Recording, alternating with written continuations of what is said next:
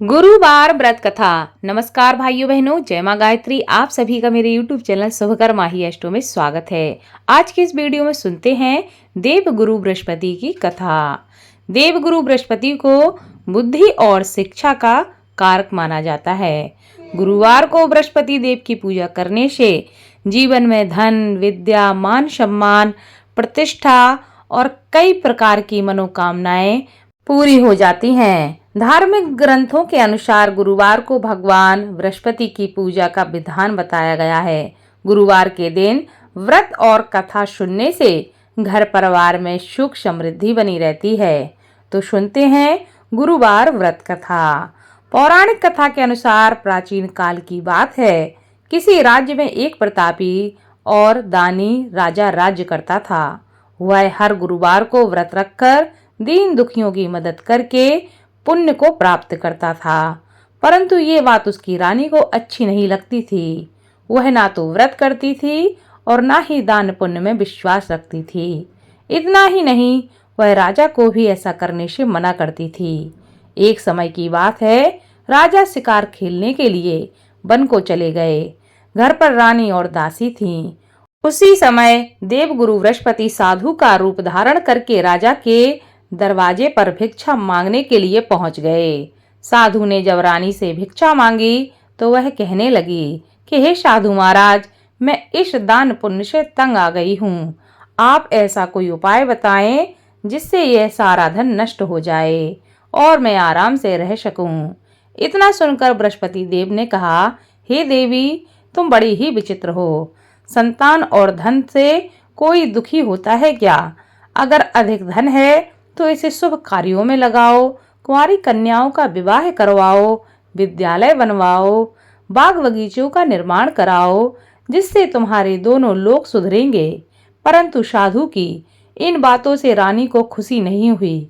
उसने कहा कि मुझे ऐसे धन की आवश्यकता ही नहीं है जिसे मैं दान दूं और जिसे संभालने में मेरा सारा समय नष्ट हो जाए। तब साधु ने कहा, अगर तुम्हारी ऐसी ही इच्छा है तो मैं तुम्हें बताता हूँ, तुम वैसे ही करना। गुरुवार के दिन तुम घर को गोबर से लीपना, अपने वालों को पीली मिट्टी से धोना, राजा से हजामत बनाने को कहना, भोजन में मांस मदिरा का प्रयोग करना, कपड़े धोबी के यहाँ धुलने के लिए देना। इस प्रकार 7 रविवार करने से तुम्हारा समस्त धन नष्ट हो जाएगा। इतना कहकर साधु के रूप में बृहस्पति देव अंतर ध्यान हो गए। साधु के अनुसार कही बातों को पूरा करते हुए रानी को केवल 3 बृहस्पतिवार ही बीते थे कि उसकी समस्त धन संपत्ति नष्ट हो गई। भोजन के लिए राजा का परिवार तरसने लगा। तब एक दिन राजा ने रानी से बोला कि हे रानी, तुम यहीं रहो, मैं दूसरे देश को जाता हूँ, क्योंकि यहाँ पर सभी लोग मुझे जानते हैं, इसलिए मैं यहाँ कोई छोटा कार्य नहीं कर सकता। ऐसा कहकर राजा दूसरे देश चला गया। वहां वह जंगल से लकड़ी काट कर लाता और शहर में बेचता। इस प्रकार अपना जीवन वह व्यतीत करने लगा। इधर राजा के परदेश जाते ही रानी और दासी दुखी रहने लगीं। एक बार जब रानी और दासी को 7 दिन तक बिना भोजन के रहना पड़ा तो रानी ने अपनी दासी से कहा कि हे दासी, पास ही के नगर में मेरी बहन रहती है। वह बड़ी ही धनवान है, तो उसके पास जा और कुछ खाने के लिए ले आ, ताकि थोड़ी बहुत गुजर बसर हो जाए। दासी रानी की बहन के पास पहुंच गई। दासी ने रानी की बहन को अपनी रानी का संदेश दिया, लेकिन रानी की बड़ी बहन ने कोई उत्तर नहीं दिया। जब दासी को रानी की बहन से कोई उत्तर नहीं मिला तो वह बहुत दुखी हुई और उसे क्रोध भी आया। दासी ने वापस आकर रानी को सारी बात बता दी। यह सुनकर रानी ने अपने भाग्य को कोसा। उधर रानी की बहन ने सोचा कि मेरी बहन की दासी आई थी, परंतु मैं उससे बात ना कर सकी, इससे वह बहुत दुखी हुई होगी। कथा सुनकर और पूजा समाप्त करके वह अपनी बहन के घर आई और कहने लगी कि हे बहन, मैं बृहस्पतिवार का व्रत कर रही थी। तुम्हारी दासी मेरे घर आई थी, परंतु जब तक कथा होती है तब तक ना तो उठते हैं ना ही बोलते हैं, इसलिए मैं नहीं बोली। बताओ दासी क्यों आई थी। रानी बोली, बहन तुमसे क्या छिपाऊं, हमारे घर में खाने को अनाज नहीं है। ऐसा कहते कहते रानी के आंखों में आंसू आ गए। उसने दासी समेत पिछले 7 दिनों से भूखे रहने की बात कही। अपनी बहन को यह सारी बात उसने बताई। रानी की बहन कहती है, देखो बहन, भगवान बृहस्पति देव सबकी मनोकामना को पूरा करते हैं। देखो शायद तुम्हारे घर में अनाज रखा हो। पहले तो रानी को विश्वास नहीं हुआ, पर बहन के आग्रह करने पर उसने अपनी दासी को अंदर भेजा तो सचमुच अनाज से भरा एक घड़ा मिल गया। यह देखकर दासी को बड़ी हैरानी हुई। दासी रानी से कहने लगी कि हे रानी, जब हमको भोजन नहीं मिलता तो हम व्रत ही तो करते हैं, इसलिए क्यों ना इनसे व्रत की विधि और कथा पूछ ली जाए ताकि हम भी इस व्रत को कर सकें। तब रानी ने अपनी बहन से बृहस्पतिवार व्रत के बारे में पूछा। उसकी बहन ने बताया, बृहस्पतिवार के व्रत में चने की दाल और मुनक्का केले की जड़ में अर्पित करने चाहिए तथा दीपक जलाना चाहिए। व्रत कथा को अवश्य सुनना चाहिए और पीला भोजन ही ग्रहण करना चाहिए। इससे बृहस्पति देव और भगवान विष्णु प्रसन्न होते हैं।